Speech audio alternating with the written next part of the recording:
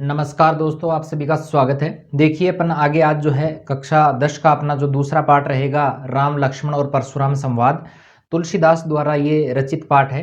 तो चलिए इसको देखते हैं। देखिए कुछ बच्चे जो है वो कमेंट्स कर रहे थे कि सर जो है जो अपने लोकोक्ति मुहावरे हैं जो पाठ्य पुस्तक के हैं उनका वीडियो लेकर आएँ। तो बिल्कुल ज़रूर लेके आएंगे।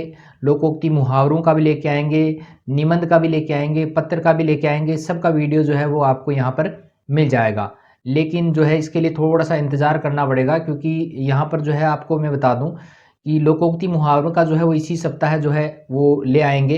इसके अलावा जो अपने पद परिचय के अपने जो कवि परिचय हैं उनकी भी मैं बात करूँ तो कवि परिचय जो एक साथ हैं वो मैं सारे यहाँ पर आपको करवाऊँगा। तो चलिए आज का ये जो पाठ है वो अपन शुरू करते हैं।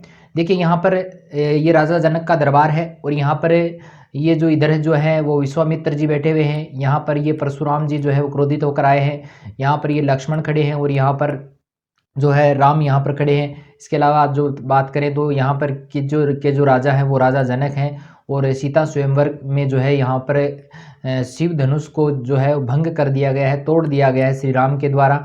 तो इस पर जो परशुराम है वो क्रोधित होकर आते हैं और क्या कहते हैं, देखो यहाँ पर देखिए, नाथ शंभु धनुष भंजनी हारा कि हे स्वामी आपके इस शिव धनुष को तोड़ने वाला। भाई जैसे ही परशुराम क्रोधित होकर राजा जनक के दरबार में आते हैं तो उसी समय राम उनके आते ही पूछते हैं कि हे प्रभु आपके इस शिव धनुष को तोड़ने वाला कोई क्यों एक दास तुम्हारा कि आप ही का कोई सेवक होगा। आयसु का है कहिए किन मोही कि आप मुझे आज्ञा दीजिए, यानी आप मुझे कोई आदेश दीजिए। सुनी रिसाई बोले मुनि को ही। और ये बातें सुनकर भृगु जो परशुराम जी हैं वो क्रोधित होकर बोलते हैं, सेवकु सो जो करे सेवकाई कि सेवक वही है जो सेवा का कार्य करे।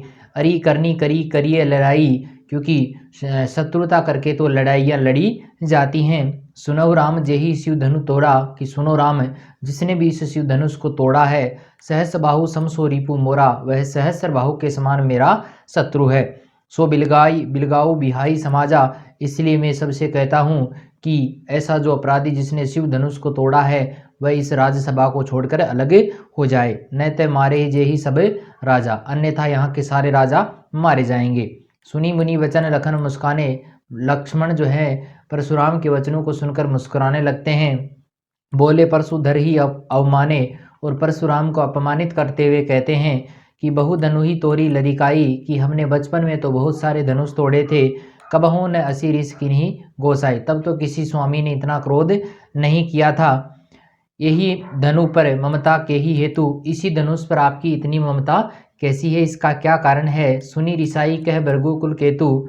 तो लक्ष्मण के ऐसे कटु वचनों को सुनकर परशुराम क्रोधित हो जाते हैं और कहते हैं कि रे नृप बालक, हे राजपुत्र, काल बस बोलत तो ही न संभार कि तुम काल के वशीभूत हो गए हो और बोलते समय अपने आप को संभाल नहीं पा रहे हो। धनु ही सम त्रिपुरारी धनु कि धनुष सारे त्रिपुरारी धनु यानी शिव धनुष के समान मान रहे हो। विदित सकल संसार, ये तो सारा संसार जानता है कि शिव धनुष अन्य धनुषों के समान नहीं है। ठीक है, समझ में आया होगा। अगर फिर भी समझ में नहीं आए तो एक बार इसको रिमाइंड करके जरूर देख लें कि कहानी के तौर पे आप इसको याद रखें, इससे ये ज़्यादा याद रहेगा। ठीक है, कहानी के तौर पे आपको याद रखना है। देखिए अगला जो पद रहेगा, लखन कहा हंसी हमरे जाना, लक्ष्मण कहते हैं कि हमारी समझ में तो सुनहु देव सब धनुष समाना। हे मुनिवर सारे धनुष एक समान ही हैं। का चति लाभो जोन धनु तोरे, और इस पुराने धनुष के तोड़ने से किसी को क्या लाभ और हानि हो सकती है। तो यहाँ पर धनुष के टूटने का जो कारण है वो लक्ष्मण ने ये बताया है कि ये धनुष पुराना था और राम ने तो इसे, देखो यहाँ पर भी दिया गया है कि देखा राम नयन के भोरे, राम ने तो इसे नए के भ्रम में देखा था। छुअत टूट रघुपति न दोषु, और ये उनके छूते ही टूट गया, इसमें प्रभु श्री राम का कोई दोष नहीं है। मुनि बिनु काज करिए कतरोसु, हे मुनिवर आप बिना कारण इतना क्रोध क्यों कर रहे हैं। बोले चिते परशु की ओरा, और उसी समय परशुराम जो है अपने फरसे की तरफ देखकर कहते हैं, वे क्रोधित हो जाते हैं लक्ष्मण के व्यंग्य वचनों से। कहते हैं अरे सठ सुने स्वभाव न मोरा, अरे मूर्ख तूने मेरे स्वभाव के बारे में नहीं सुना। बालकू बोली बदो नहीं तो ही, यहाँ पर देखिए बै वर्ण की आवृत्ति हो रही है, इसलिए अनुप्रास अलंकार का प्रयोग यहाँ पर कवि ने किया है कि बालकू बोली बदो नहीं तो ही कि तुम मुझे मैं तुम्हें बालक समझकर तुम्हारा वध नहीं कर रहा हूँ। केवल मुनि जड़ जान ही मोई, तुम मुझे केवल एक जड़ ऋषि ही मान रहे हो। बाल ब्रह्मचारी, यहाँ पर भी बै वर्ण की आवृत्ति हुई है, इसलिए अनुप्रास अलंकार का प्रयोग यहाँ पर भी हुआ है। अति क्रोही कि मैं एक तो बाल ब्रह्मचारी हूँ और अत्यंत ही क्रोधी स्वभाव का हूँ। विश्व विदित क्षत्रिय कुलद्रोही, ये तो सारा संसार जानता है कि मैं क्षत्रिय कुल का शत्रु हूँ, विद्रोही हूँ। तो यहाँ पर एक प्रश्न ये भी बनता है कि परशुराम किस वंश के जो है शत्रु माने जाते हैं, तो क्षत्रिय वंश के जो है शत्रु माने जाते हैं। भुजबल भूमि भूप बिनु किन्हीं, यहाँ पर देखिए भय भय वर्ण की आवृत्ति हो रही है। अगर इस पद के बारे में आपसे सप्रसंग व्याख्या पूछी जाती है तो वहाँ पर विशेष के लिए आपके लिए मोस्ट इंपॉर्टेंट जो बिंदु बनेगा वो बनेगा कि इस जो पद में जो है अनुप्रास अलंकार का प्रयोग हुआ है। तो भुजबल भूमि भूप किन्हीं बिनु, तो परशुराम जी कहते हैं कि मैंने अपनी भुजाओं के बल पर बहुत बार इस धरती को राजाओं से विहीन किया है। विपुल बार महिदेवन दिनी, महिदेवन यानी ब्राह्मणों को, और बहुत बार इसे ब्राह्मणों को दान में भी दी है।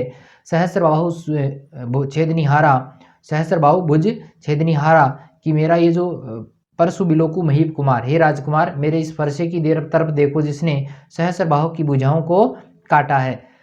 मातु पितही जनी सोच बस से करसी महिष किशोर, हे राजपुत्र तुम अपने माता पिता को सोचने के लिए मजबूर मत करो। गर्भनय के अर्वक दलन परशु मोर अति घोर, कि मेरा फरसा इतना भयंकर है कि गर्भ में पलने वाले बच्चे को भी मार सकता है। ठीक है, समझ में आया होगा। फिर भी कोई समझ में न आने वाली बात हो, किसी पद में नई कोई चीज़ समझ में आए तो वहाँ पर आप मुझे कमेंट कर देना। वीडियो का जो टाइमिंग है वो मुझे बता देना कि इतने मिनट पे जो आपने पद बताया था या 2 नंबर का जो पद बताया था उसमें मेरे ये समझ में नहीं आया, तो उसमें आपको जो है अगले वीडियो में जो है उसका सोल्यूशन आपको दे दिया जाएगा। और एक आपको बता दें कि मैंने कम्युनिटी टैब में एक सवाल पूछा था कि उज्ज्वल जो शब्द है उसमें कौन सी संधि है, तो उज्ज्वल जो शब्द है वो बना है उत्त प्लस ज्वल से। तो उत्त प्लस ज्वल तय आ गया, तय हलंत है, इसलिए यहाँ पर एक तरफ व्यंजन है। तो यहाँ पर देखो ज्वल शब्द भी जय दोनों आधे आते हैं, जय में शुद्ध शुद्ध में भी ये कई बार पूछा जाता है, लेकिन यहाँ पर मैंने संधि की बात की थी, तो यहाँ पर जो संधि रहेगी वो रहेगी व्यंजन संधि। बहुत सारे बच्चों ने जो है इसको स्वर संधि भी कर रखा है, जो कि बिल्कुल ही गलत है। ठीक है, चलिए अगला पद जो हमारा रहेगा कि बिहसी लखनऊ बोले मृदु वाणी, तो लक्ष्मण जो है परशुराम की देखकर, परशुराम को देखकर जो है मीठी वाणी में हंसते हैं और बोलते हैं, क्या कहते हैं कि अहो मुनि बट मुनीसु महाभट मानी, हे मुनिवर फिर तो आप महान योद्धा हैं, भैया आपने इतना बड़ा काम किया है। पुनि पुनि मोही, बार बार, पुनि पुनि का मतलब है बार बार, यहाँ पर पुनरुक्ति प्रकाश अलंकार का प्रयोग हुआ है। पुनि पुनि मोही दिखाओ कुठारो, और इसीलिए आप मुझे बार बार फरसा दिखा रहे हो। चहत उड़ावन फूकी पहाड़ो, तो यहाँ पर फूंक मारकर पहाड़ उड़ाना ये एक मुहावरा भी है, तो ये आपको याद रखना है। चहत उड़ावन फूकी पहाड़ो, जैसे आप फूंक मारकर ही पहाड़ को उड़ा देना चाहते हैं। यहाँ कुंबड़ बतिया कोऊ नाऊ, यहाँ पर छुई मुई का पौधा कोई नहीं है। जे तर्जनी देखी डरी मरी जाए, जो आपकी तर्जनी अंगुली को देखकर मर जाए। देखी कुठारू सरासन बाना, हमने ऐसे फरसे और ऐसे धनुष और बाण बहुत देखे हैं। मैं कछु कही सहित अभिमाना, अगर मैंने अभिमान पूर्वक कुछ कह भी दिया है तो आप मुझे क्षमा करें। भृगु सुत समुझी जनेऊ बिलाकू, आपको ऋषि भृगु का पुत्र समझकर आपके गले में जनेऊ देखकर, यानी आपके ब्राह्मण का जो स्वरूप है वो मैंने देखकर, जो कछु कहू सहु रिस रोके, मैंने अपने क्रोध को रोक रखा है और मैंने आपको कुछ भी जो है गलत नहीं कहा है।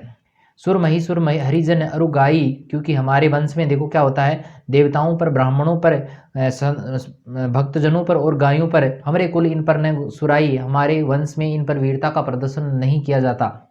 ठीक है, बधे पापू अपकीर्ति हारे, तो यहाँ पर जो है लक्ष्मण कह रहे हैं परशुराम जी को, क्या कह रहे हैं कि अगर मैं आपका वध कर देता हूँ तो मुझे पाप लगेगा, और अगर मैं आपसे हार जाता हूँ तो एक क्षत्रिय होने के नाते मुझे अपयश मिलेगा। मारतु पापरिय तुम्हारे, अगर आप मुझे मारेंगे तब भी मैं आपके पैर पकड़ लूंगा। कोटि कुलिस सम वचन तुम्हारा, कि आपके तो वचन ही क्या है, करोड़ों वज्रों के समान है। तो यहाँ पर कह की आवृत्ति हो रही है, अनुप्रास अलंकार भी है और यहाँ पर जो उपमा अलंकार है वो भी यहाँ पर दिया गया है। ठीक है, आया ना सम वचनु। व्यर्थ धरहु धनु बाण कुठारा, हे मुनिवर आपने व्यर्थ में ही धनुष बाण और फरसे को धारण कर रखा है। जो बिलो की अनुचित कहेऊ, कि मैंने ये आपका जो स्वरूप है वो देखकर अगर कुछ अनुचित कहा है तो क्षमो महामुनि धीर, हे मुनिवर आप मुझे क्षमा करें। सुनी सरोस भृगु संबनी बोले गिरा गंभीर, और उसी समय जो है लक्ष्मण के वचनों को सुनकर परशुराम जी गंभीर वाणी में कहते हैं, गिरा वाणी को कहते हैं। गिरा किसको कहा जाता है, वाणी को कहा जाता है। चलिए समझ में आया होगा क्या कहते हैं, देखिए गंभीर वाणी में परशुराम जी कि कौशिक सुनो मंद यहु बालकु, हे विश्वामित्र देखिए ये जो मंद बुद्धि बालक है, कुटिल काल से निज कुल घालकु, और ये अत्यंत ही क्या है, कुटिल यानी टेढ़ा है, और काल के वशीभूत होकर काल के वश में होना, मृत्यु का नजदीक होना या मृत्यु की परिस्थितियां उत्पन्न करना जो है वो काल के वशीभूत होना कहलाता है। तो काल बस निज कुल घालको, कि ये काल के वशीभूत होकर एक दिन अपने ही वंश का नाश करवाएगा। भानुवंश राकेश कलंकु, ये सूर्य वंश में। तो यहाँ पर पूछा जा सकता है कि राम और जो लक्ष्मण थे वो किस वंश के माने जाते हैं, तो सूर्य वंश के भी माने जाते हैं। राकेश कलंकु, और ये चंद्रमा के कलंक के समान है। तो राकेश शब्द का भी यहाँ पर अर्थ पूछा जा सकता है, तो राकेश यानी चंद्रमा है। ठीक है। निपट निरंकुश अबुद्ध असंकु, और ये जो बालक है अत्यंत ही निपट है, निरंकुश है, स्वच्छंद है और मंद बुद्धि और निडर है। काल कवलु हुई क्षण माही, काल का ग्रास होना, मृत्यु को प्राप्त होना, ये भी यहाँ पर मुहावरा है। तो काल कवलु हुई क्षण माही, और ये देखते ही देखते काल का ग्रास बन जाएगा, मृत्यु को प्राप्त हो जाएगा। कहो मोह पुकारी खोरी मोही नहीं, कि मैं सबको पुकार कर कहता हूँ फिर मुझे कोई दोष मत देना।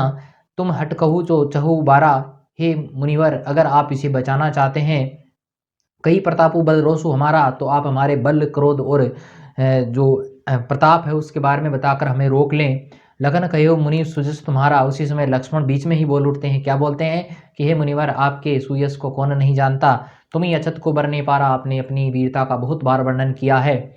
अपने मुँह तुम आपनी करनी, अपने मुँह है मियाँ मिट्टू बनना, ये लोकोक्ति है यहाँ पर। तो यहाँ पर आपने अपने मुँह से बहुत बार अपनी बड़ाई कर ली है। बार अनेक भांति बहुवर्णी, आपने अनेक बार जो है अपनी वाणी से ही अपनी वीरता का प्रदर्शन किया है।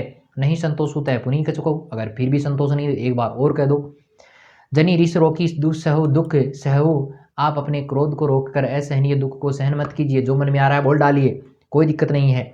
वीर बरती तुम धीर अछोभा, आप तो वीरता का व्रत धारण करने वाले हैं, धैर्यशाली हैं। गाली देत न पाऊ शोभा, आपको गाली देना शोभा नहीं देता। सूर्य समर करनी करही कहीं न जनावई आपू, सूरवीर युद्ध के मैदान में वीरता का प्रदर्शन करते हैं, ना कि अपने आप को जताते हैं। विद्यमान रह न पाई रिपु कायर कतही प्रतापु, लेकिन युद्ध के मैदान में जो कायर पुरुष होते हैं वो क्या करते हैं, वीर शत्रु को देखकर अपने प्रताप का बखान किया करते हैं। ठीक है, समझ में आया होगा। चलिए अगले पद की तरफ चलते हैं। तुम तो काले हाँ को जनु लावा, वही उसी समय कह रहे हैं लक्ष्मण परशुराम जी को कि जैसे आप तो काल को मेरे लिए हाँक कर लाए हैं। जनु मन हूँ जन हूँ, तो यहाँ पर उत्प्रेक्षा अलंकार रहेगा। ठीक है, आप तो जैसे मेरे लिए काल को हाँक के लाए, मृत्यु को बुला के लाए हैं, बार बार मोही लागी बुलावा, और उसे बार बार मेरे लिए बुला रहे हैं। सुनत लखन के वचन कठोरा, लक्ष्मण के कठोर वचनों को सुनकर परशु सुधारी धरेऊ कर घोरा, परशुराम अपने फरसे को हाथ में धारण कर लेते हैं। अब जनी देई दोषु मोही लोगू, कि अब मुझे कोई भी दोष मत देना। कटुवादी बालको बद जोगू, ये जो कटु वचन कहने वाला जो बालक है ना वो अब यवध के योग्य है, मरने योग्य है। बाल बिलो की बहुत में बाचा, मैंने इसे बालक समझकर बहुत बार छोड़ा है, बाचा यानी बचाया है। अब यहू मरनिहार बा सांचा, अब ये सच में मरने योग्य है। कौशिक कहा क्षमी अपराधो, उसी समय विश्वामित्र जी जो है वो खड़े हो जाते हैं और कहते हैं कि हे मुनिवर आप इसके अपराधों को क्षमा करें। बाल दोष गुण गण नहीं न साधु, और विश्वामित्र कहते हैं कि बालक के गुण दोषों पर साधु लोग ध्यान नहीं देते। खर कुठार में अकुरन को ही, कि मेरे पास तेज, उसी समय जो है फिर परशुराम जी कहते हैं कि मेरे पास तेज धारदार फरसा है और मैं अत्यंत क्रोधी स्वभाव का हूँ। आगे अपराधी गुरुद्रोही, और मेरे सामने मेरे गुरु का अपमान करने वाला विद्रोही खड़ा है। उत्तर देते छोड़ू बिन मारे, फिर भी मैं, और ये उत्तर पे उत्तर दिया जा रहा है, फिर भी मैं इसको मार नहीं रहा हूँ। क्यों? केवल कौशिक शील तुम्हारे, आपके शील स्वभाव के कारण मैं इन्हें नहीं मार रहा हूँ, न तो यही काटे कुठार कठोरे, नहीं तो इसी धारदार फरसे से इसको यहीं पर ही काट देता। गुरु ही ऋण हो तो श्रम थोड़े, और गुरु के ऋण से ही थोड़े से परिश्रम में ही मुक्त हो जाता। तो गादी सुनो कह हृदय हसी मुनि है, हरिय हरिय सूझ, और उसी समय विश्वामित्र जी अपने मन ही मन में सोच रहे हैं, मन ही मन हंस रहे हैं कि मुनिवर को चारों ओर हरा ही हरा सूझ रहा है। अयमय खांड न उकमय अजहु न बूझ अबूझ, ये परशुराम जी ये नहीं जानते कि राम और लक्ष्मण जो हैं वो गन्ने से बनी हुई खांड नहीं बल्कि लोहे से बनी हुई खांड है। खांड का मतलब यहाँ पर एक तलवार से लिया गया है, और एक यहाँ पर खांड जो होती है शक्कर वगैरह होती है उससे लिया गया है। ठीक है, अजहु न बूझ अबूझ, तो इन सब बातों से परशुराम जो है वो अनजान है। कहियो लखन मुनि शील तुम्हारा, उसी समय लक्ष्मण बोल उठते हैं कि हे मुनिवर आपके शील स्वभाव को कौन नहीं जानता, को नहीं जान विदित संसार, पूरा संसार आपके बारे में जानता है। माता पिता ही उरीन भय निके, आप माता पिता के ऋण से तो पहले ही मुक्त हो गए। गुरु ऋण रहा सोच उबड़ जी के, और गुरु का ऋण अब आपकी सोच का विषय बना हुआ है। सो जनु हमरे माथे काढ़ा, और उसे आप हमरे माथे हमारे ऊपर मरना चाहते हैं, हमें मारकर वो ऋण उतारना चाहते हैं। दिन चली गई ब्याज बढ़वाड़ा, अब दिन बहुत बीत गए हैं इसलिए उस ऋण का ब्याज भी काफ़ी बढ़ गया है। अब आनिए व्यवहारिका बोली, व्यवहारिका यानी हिसाब किताब करने वाले को कहते हैं व्यवहारिया। तो व्यवहारिया जो है हिसाब किताब करने के वाले को कहा गया है कि अब किसी हिसाब किताब करने वाले को बुलाइए, तुरंत देहूँ में थोली थैली खोल, और तुरंत जितना बनता है आपका उतना थैली खोल के मैं तुरंत दे देता हूँ। सुनी कटु वचन कुठार है। तो ऐसे लक्ष्मण के कटु वचनों को सुन के परशुराम फिर क्रोधित हो जाते हैं और अपने फरसे को हाथ में ले लेते हैं। हाय हाय सब सभा पुकारा, वो पूरी सभा में जो है हाहाकार मच जाता है। भृगुवर परशु देखा वही मोही। फिर पर लक्ष्मण रुकने वाले थोड़ी ना है, फिर बोल रहे हैं कि हे मुनिवर, हमने ऐसे बहुत से परसे देखे हैं, विप्र विचारी बचो नरपद्रोही, हमने आपको ब्राह्मण समझा। हे राजाओं के शत्रु, तुम अपनी रक्षा करो। मिले न कबहू सुबट रन गाड़े, शायद आपको कभी युद्ध के मैदान में लड़ाकू योद्धाओं से सामना नहीं हुआ। दिव्य देवता घर ही के बाटे, हे ब्राह्मण देवता आप घर में ही बड़े बने हुए हैं।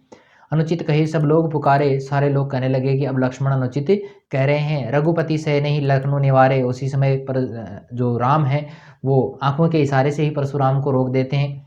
और लखन उत्तर आहुति सरिस भृगुवर कोपु। तो यहाँ पर परशुराम की जो क्रोधाग्नि थी उसमें लक्ष्मण के जो उत्तर थे वो आहुति के समान आग को बढ़ाने वाले थे, क्रोध को बढ़ाने वाले थे। बढ़त देखी जल सम वचन बोले रघुवती रघुकुल भानु। और इस बढ़ती हुई आग को देखकर जो है, इस बढ़ते हुए क्रोध को देखकर प्रभु श्री राम ने जल के समान शीतल वचन कहे।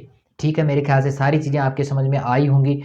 फिर भी आपके कोई समस्या है, फिर भी आपका कोई सवाल है, या आप चाहते हो कि अन्य और भी किसी प्रकार का वीडियो आपके लिए बनाया जाए, तो वो आपके लिए बनाया जाएगा। और मैं पहले भी बता चुका हूँ कि आपका जो भी है आपकी संधि है, समास है, या बात करूँ मैं जो आपके लोकोक्ति हैं, मुहावरे हैं, इनका इसी सप्ताह जो वीडियो डाल दिया जाएगा। ठीक है, जितना समय मिलता है मैं पर्याप्त कोशिश करता हूँ आपके लिए कि बहुत सारी जो सामग्री है परीक्षा से पहले पहले आपको दे दी जाए, ताकि आपको ज़्यादा से ज़्यादा बेनिफिट हो सके।